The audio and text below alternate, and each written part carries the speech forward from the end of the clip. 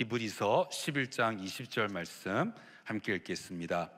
믿음으로 이삭은 장차 있을 일에 대하여 야곱과 에서에게 축복하였으며. 아멘. 저는 고등학교 3학년 때 예수님을 만났습니다. 그리고 크리스찬이 되었습니다. 그리고 한 3년 동안은 정말 신나게 신앙생활을 했습니다. 한 3년쯤 되었을 때에 제가 영적으로 부딪히게 되었습니다. 그것이 무엇이었는가 하면, 예수님은 나의 구원자이실 뿐만 아니라 나의 주님이시다, 주인이시다. 물론 그것을 몰랐던 것은 아닌데 그냥 이론적으로만, 그냥 생각으로만 동의를 했던 것 같아요. 그러다가 이제 3년이 지난 후에 내가 과연 예수님을 나의 인생의 주인으로 모시고 살아갈 것인가? 아니면, 근데 적어도 제가 생각할 때에는 진정한 크리스찬은 성경에서 말하는 예수 그리스도의 제자, 성경에서 말하는 거듭난 자, 예수님을 영접한 자는 예수님을 그냥 구원자로만 여기는 것이 아니라, 그래서 예수님 믿어서 내 죄사함 받고 천국 가는 그것뿐만이 아니라 예수님을 나의 인생의 주인으로 모시고 사는 것, 적어도 제가 볼 때에는 성경적으로 볼 때에 그것이 진정한 크리스찬이었거든요. 그래서 저는 고민을 하게 된 거예요. 내가 진정한 크리스찬으로 살아가기 위해서는 예수님이 내 인생의 주인이 되셔야 되는데, 근데 솔직히 그렇게 하고 싶지 않았어요. 나는 계속해서 내 인생의 주인으로 살아가고 싶었어요. 내가 원하는 대로 나의 계획을 따라서. 그래서 부딪히게 됐습니다. 결정을 해야 되는 거예요. 내 인생의 주권을 주님께 내어드릴 것인가? 예수님이 나의 구원자뿐 아니라 내 인생의 주인이 되실 것인가? 아니면 그것이 아니라면 저는 그냥 떠날 마음이었어요. 믿음을, 교회를. 왜냐하면 제가 볼 때, 제가 생각할 때 그거는 진정한 믿음이 아니었거든요. 근데 성경에서 말하는 이 믿음은 한편으로는 너무나 벅찬 거예요. 너무나 무거운 거예요. 어떻게 내 인생을 그냥 주님께 맡길 수가 있을까? 나 하고 싶은 일도 많이 있는데, 나 아직도 젊은데. 그러면서 많은 갈등을 했습니다. 그래서 사실 처음에는 그냥 주님한테 인사하고 떠날 그런 생각이었어요. 지난 3년 동안 감사했습니다. 근데 제가 보니까 이거 저는 도저히 못합니다. 그리고 인사하고 떠나려고 그랬는데 또 하나님이 그냥 두지 아니하시고, 그래서 제가 예수님을 나의 구원자뿐 아니라 이제는 나의 주님으로 다시 한번 결단하게 되었습니다. 그리고 나서 과격하게 신앙생활을 했어요. 이 과격하게라는 것은 좋은 뜻도 있지만, 그러면 참 우리는 얼마나 죄인인지요. 예수님을 나의 구원자뿐 아니라 내 인생의 주인으로, 주님으로 모시고 헌신하는 거 참 좋은 거잖아요. 근데 우리 인간은 얼마나 죄인인지, 그렇게 하고 나서 저에게 정죄하는 마음이 생기는 거예요. 다른 크리스찬들을 보면서 왜 저렇게밖에 못할까? 저게 진짜 믿음인가? 왜 저러면서 교회를 다닐까? 나는 예수님을 내 인생의 주님으로 모셨는데 저 크리스찬들을 보니까 아니네? 그래서 막 정죄하는 마음이 생긴 거예요. 교만이 들어오고, 나는 이렇게 하고 있어. 나는 진정한 예수 그리스도의 제자야. 나는 예수님을 주인으로 모신 사람이야. 그러면서 다른 크리스찬들을 보면서 막 정죄하는 마음이 생겼고, 특히 이 크리스찬들이 기도하면서 막 하나님께 복을 구하는 거, 이게 용납이 안 된 거예요. 저는 그 지난 주일에 이제 아브라함이 팠던 우물을 이삭이 다시 팠다고 말하죠. 근데 그 이유를 말해주는데, 창세기 26장 18절에 그 아버지 아브라함 때에 팠던 우물들을 다시 팠으니 이는 아브라함이 죽은 후에 블레셋 사람이 그 우물들을 메웠습니다. 이 우물이 메워져 있어서, 이 우물이 막혀 있어서 다시 파야 했다는 것입니다. 그러니까 저한테는 이 축복 있잖아요. 이게 우물이 막히는 부분이었던 거예요. 저와 여러분은 지금 우리 우물이 막힌 데가 있습니다. 그 내용이 다 다를 수 있어요. 그런데 우리가 뚫어야 하는 부분이 있는 거예요. 회복해야 하는, 저 같은 경우는 이 막혔던 부분이 이 축복은 잘못된 것이다. 복 받으려고 예수를 믿는 게 아닌데, 예수님은 우리를 위해 십자가에 죽으셨는데 나도 그렇게 하기 위해서, 그게 신앙생활인데 무슨 복을 누리고 복을 하나님께 구하고, 그래서 이 축복을 위해 기도하는 거 저는 막 용납이 안 되는 거예요. 아주 막 그냥 율법주의적인 그런 신앙생활을 했습니다. 그래서 우리 새해가 시작되면 새해 복 많이 받으세요 인사하잖아요. 저는 몇 년 동안 그런 인사 안 했어요. 복? 무슨 크리스찬이 복이야. 네. 그러면서 정말 잘못된 그러한 신앙이었던 거죠. 막혀 있었던 거예요. 하나님은 나에게 복 주기를 원하시는데 나의 잘못된 생각으로, 이 정죄함으로, 또 율법주의적인 그러한 생각으로 하나님이 주시고자 하는 그 우물, 거기가 막혀 있었던 거죠. 근데 그 아브라함이 팠던 우물, 그 우물이 이제 블레셋 사람들이 메워서 이제 우물이 막혀 있었는데 이삭이 다시 그 우물을 팠습니다. 이게 옛적 길로 가는 것이죠. 저희들이 해야 하는 일이 바로 이것인 거예요. 그런데 오늘 말씀해 보니까 히브리서 11장 20절, 믿음으로 이삭은 장차 있을 일에 대하여 야곱과 에서에게 축복하였으며. 이삭이 한 일이 무엇인가? 우물을 다시 판 이삭, 그는 믿음으로 축복했다는 거예요. 자기의 아들 에서와 야곱을. 그러니까 믿음으로 이삭이 한 일이 무엇인가? 축복을 했다는 것입니다. 저에게는 충격적인 거예요. 믿음으로 하는 것은 희생이지, 믿음으로 하는 것은 헌신이지, 믿음으로 하는 것은 고생이지. 근데 성경 말씀에 보니까 이삭이 믿음으로 한 것이 무엇인가? 이 이삭의 믿음에 대해서 히브리서가 말할 때는 한 가지를 말하는 거예요. 아들들을 축복했다. 이게 믿음의 행위라는 거죠. 축복이.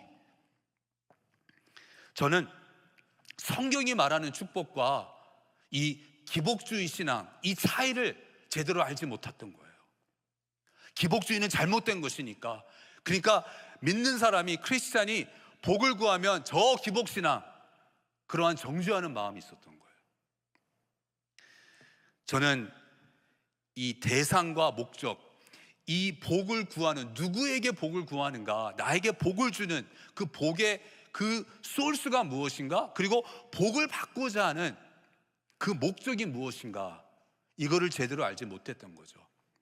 그러니까 진정한 믿음과 성경에서 말하는 축복과 기복주의 신앙의 차이점은, 이 복에 대해서 이 차이점은 바로 이 두 가지인 거예요. 이 복이 어디에서부터 오는 것인가, 이 복은 무엇을 위한 것인가, 왜 복을 받기를 원하는가, 그 목적이 무엇인가, 이 차이인 것입니다. 먼저 그 대상, 하나님을 보면 우리의 복의 근원은 하나님이세요. 근데 이 하나님이 어떠한 분이신가 하면 히브리서 11장 6절에 믿음이 없이는 하나님을 기쁘시게 하지 못하나니 하나님께 나아가는 자는 반드시 그가 계신 것과 또한 그가 자기를 찾는 자들에게 상 주시는 이심을 믿어야 할지니라. 믿음이란 무엇인가? 먼저 하나님이 계시다는 것을 믿어야 된다는 거예요. 하나님이 존재하신다. 그리고 두 번째는 이 하나님이 우리에게 상 주기를 원하시는 분이시다. 이거를 믿어야 한다는 것입니다. 그러니까 복을 구하는 것은 그게 믿음인 거예요. 그게 나쁜 게 아닌 거예요. 왜냐하면 우리 하나님은 우리에게 복 주기를 원하시는 하나님이시기 때문에. 또 저희들이 잘 아는 요한 3서 1장 2절, 사랑하는 자여 내 영혼이 잘됨 같이 내가 범사에 잘되고 강건하기를 내가 간구하노라. 하나님께서 바라시는 것이 무엇인가 하면 우리의 영혼이 잘되고 우리가 범사에 잘되고 영적으로 육적으로 강건하게 되는 것, 이것을 하나님이 바라신다는 거예요. 하나님이 바라시는 것을 저는 막 정죄를 한 거죠. 또한 목적, 이게 중요합니다. 왜 복을 받으려고 하는가? 더 중요한 것은 하나님은 왜 우리에게 복을 주시는가?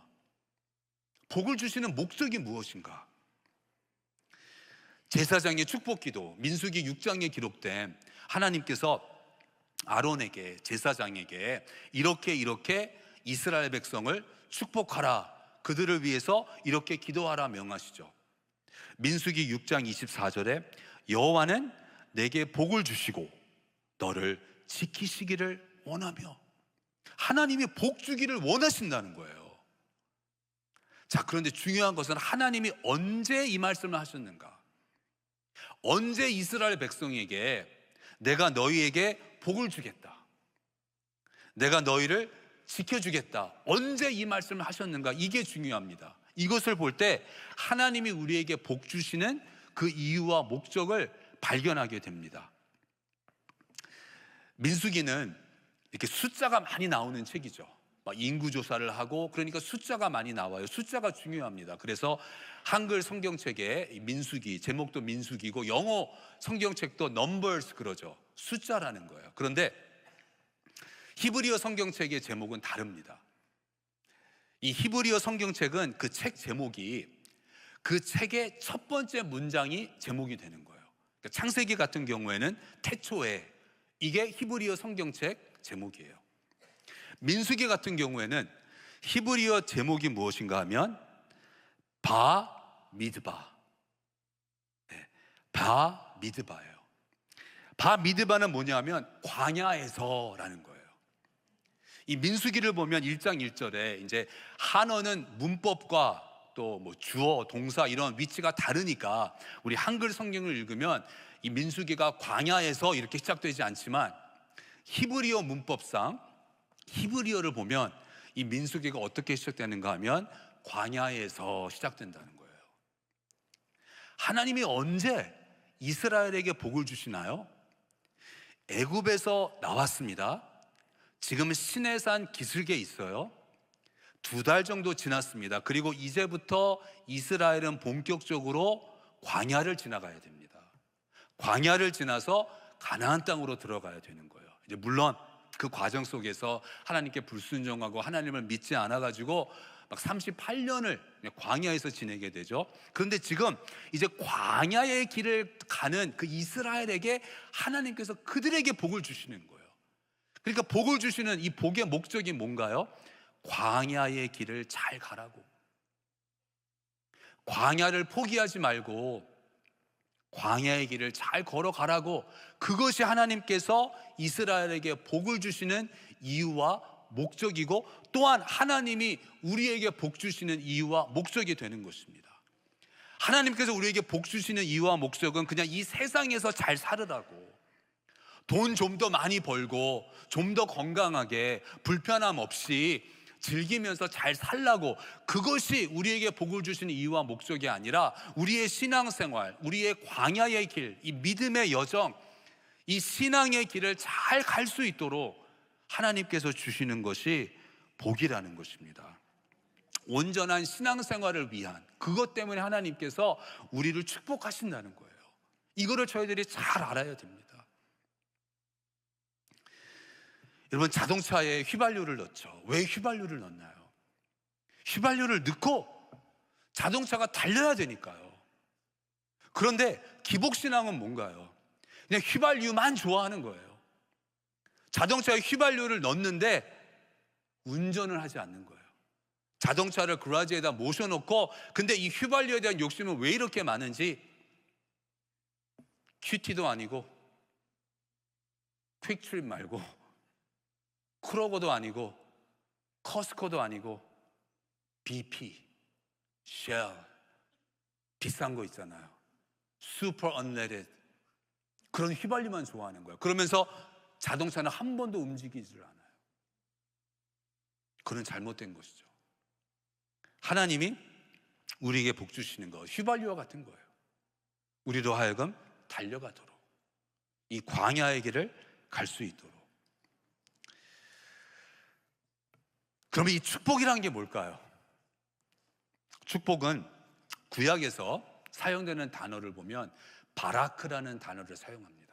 축복하다, 바라크예요. 근데 이 바라크의 뜻이 무엇인가 하면 무릎을 꿇다입니다. 무릎을 꿇는다는 건 뭘까요? 기도인 거죠. 복을 받기 위해서 무릎을 꿇는 거예요. 무릎을 꿇는다는 것은, 그 자세는 내가 컨트롤하지 않는다는 거죠. 무릎을 꿇는다는 것은 내 자신을 낮추는 것이고, 그리고 상대방에게 나의 모든 것을 맡긴다는 그러한 자세가 되는 것입니다. 그러니까 하나님께서 우리를 바라크 하시는데, 우리에게 복을 주시는데 무릎 꿇게 하신다는 거예요. 무릎을 꿇는다는 것은 기도한다는 것입니다. 그러니까 우리에게 하나님이 주시는 축복은 무엇인가? 기도라는 것이죠. 기도가 축복이라는 거예요. 나로 하여금 나 스스로 할 수 없음을 깨닫게 하시고, 나의 힘과 능력으로 되지 않는다는 것을 절실히 깨닫는 가운데에 하나님 앞에서 무릎 꿇도록 하시는 것, 그것이 하나님이 나에게 주시는 축복이 되는 줄로 믿습니다. 그리고 신약에서는 축복하다 할 때 사용되는 단어가 율로게오입니다. 누가복음 24장 50절에 예수께서 그들을 데리고 베다니 앞까지 나가사 손을 들어 그들에게 축복하시더니, 여기서 축복하셨다 그래요. 율로게오입니다. 근데 율로게오의 뜻은 좋은 말을 하다입니다. 하나님이 우리에게 주시는 복이 뭔가요? 좋은 말이라는 거예요. 하나님이 우리에게 좋은 말을 해주신다는 거예요. 그러니까 우리의 삶에서 하나님께서 우리로 하여금 믿음의 생활을 온전하게 할 수 있도록 우리에게 주시는 두 가지 축복이 기도, 그리고 두 번째는 좋은 말. 하나님이 우리에게 좋은 말을 해주시는 거예요. 그러면서 저와 여러분으로 하여금도 이제는 좋은 말을 하며 살아가도록, 험한 말이 아니라, 나쁜 말이 아니라 좋은 말을.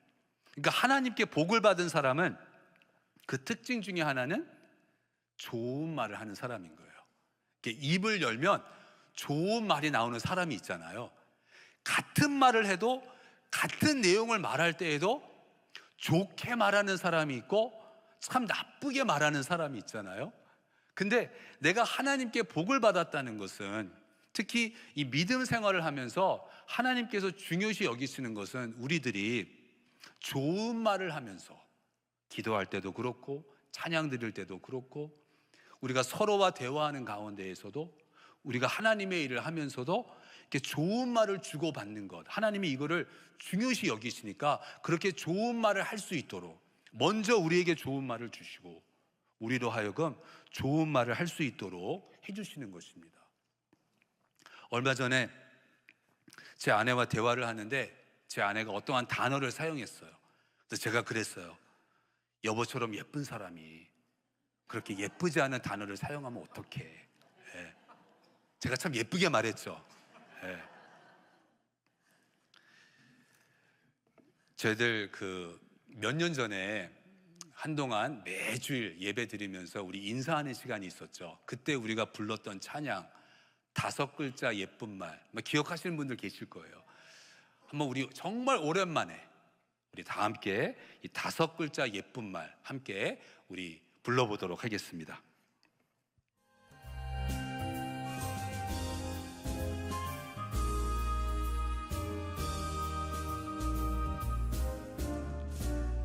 한 손만으로도 세어볼 수 있는 아름다운 말, 정겨운 말.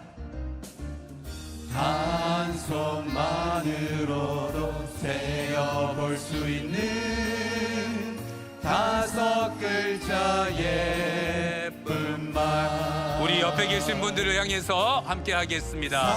사랑합니다. 고맙습니다. 감사합니다. 안녕하세요. 아름다워요. 노력할게요. 마음의 약속 꼭 지켜볼래요.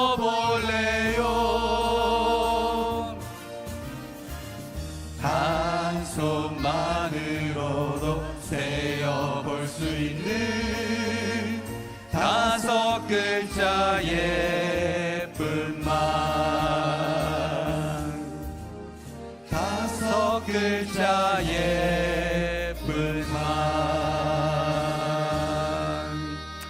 너무 좋습니다, 여러분. 참 좋은 말이죠. 예. 감사합니다, 고맙습니다, 사랑합니다, 아름다워요. 참 좋은 말이에요. 근데 또 하나 좋은 말이 있습니다. 특히 하나님께서 저희들에게 이 말씀을 해주실 때 저희들에게 너무나 좋은 말이 있어요. 필요한 말이 있어요.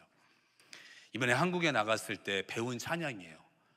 그전에 몰랐던 찬양인데 그 찬양 가사도 그렇고 곡도 그렇고 너무 좋아서 여러분들에게 꼭 들려드리고 싶어요. 특히 그 가사의 내용을 생각하시면서 영상을 보실 텐데요. 저희들 이제 잘 모르는 찬양이니까 그냥 같이 부르지는 않겠습니다. 영상을 보시면서 그 가사의 뜻을 생각하시면서 하나님이 나에게 주시는 이 복, 좋은 말, 또 하나가 있습니다. 우리 함께 영상 보겠습니다. 주 나를 아시죠. 깨진 나의 모습도 부끄러움 속에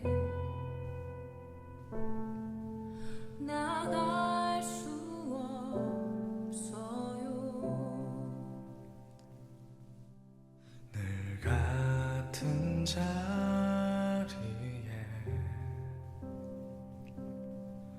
계시는 나의 주님, 이제 다 괜찮아. 주가 말씀하시네.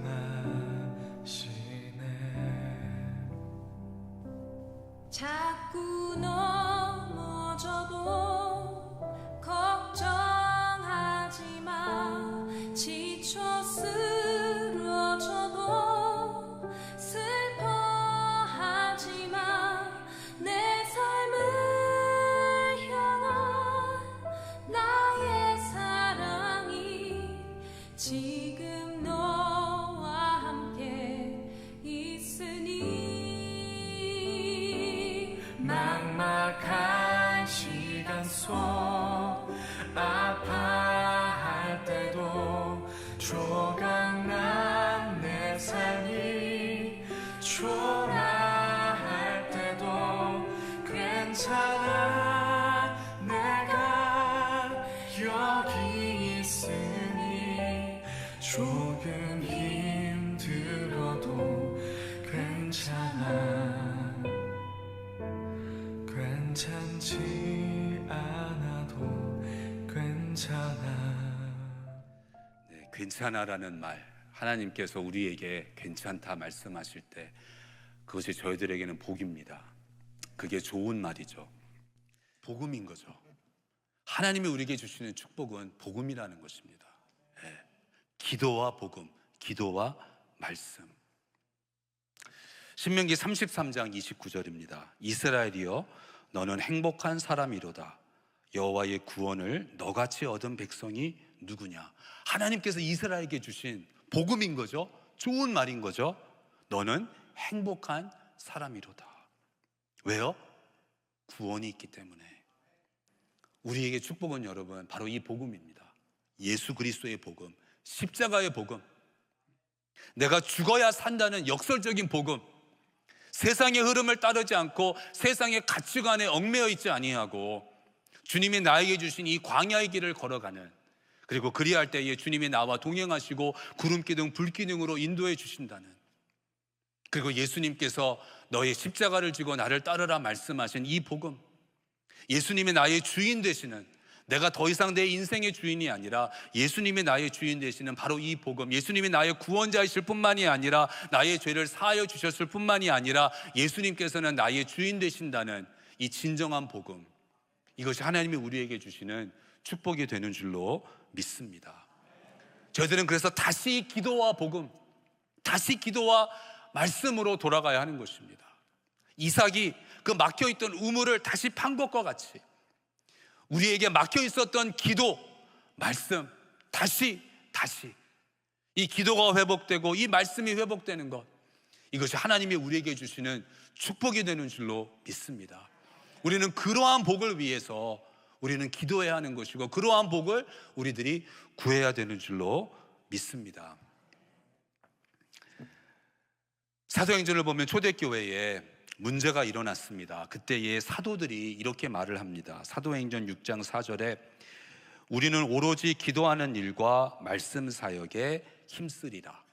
기도와 말씀 사역, 이 두 가지를 말하고 있습니다. 우리 프라무스 교회가 이 두 가지, 기도와 말씀에 힘쓰는 교회, 바로 이러한 교회가 건강한 교회이고 이러한 교회가 바로 축복받은 교회이고, 그렇기 때문에 우리는, 저와 여러분은 다른 것을 구하는 것이 아니라 우리가 추구하는 교회는 어떠한 교회가 되어야 될까요? 기도 그리고 말씀 사역에 힘쓰는 그러한 교회인 것입니다. 이것이 축복받은 교회가 되는 줄로 믿습니다. 그래서 이제 저같이 막 정죄하는 마음으로 하나님이 주시고자 하는 그 축복을 우리가 막지 않고 이제 하나님이 주시기를 원하시는 이 기도와 말씀의 축복 저희들이 구하기를 주님의 이름으로 축원합니다. 제가 한 2달 전에 어느 목사님의 설교를 들었습니다. 근데 이 목사님은 성경 창세기 1장 1절에서부터 요한계시록 22장 21절까지 성경 전체 한 구절도 빠지지 않고 성경 전체를 큐티를 하신 거예요. 그냥 성경을 읽는 정도가 아니라, 성경을 그냥 통독하는 그 정도가 아니라, 이 큐티라는 것은 말씀을 가지고 막 묵상하는 거잖아요. 생각하고 고민하고. 그렇게 성경 전체를 한 구절도 빠지지 않고, 근데 이거를 한 번만 하신 게 아니라 2번도 아니고 3번도 아니고 4번이나 성경 전체를 큐티를 하신 목사님이, 그분의 그러한 목사님의 설교를 들었어요. 그 설교가 어땠을까요? 여러분 한번 생각해 보세요. 성경 전체를 4번이나 큐티를 했다. 한 구절 한 구절을 깊게 묵상을 한 거예요. 4번이나. 그러한 분의 설교는 어떠할까요? 그분의 설교를 들었을 때 와우! 아니었어요. 재미있는 설교도 아니었어요.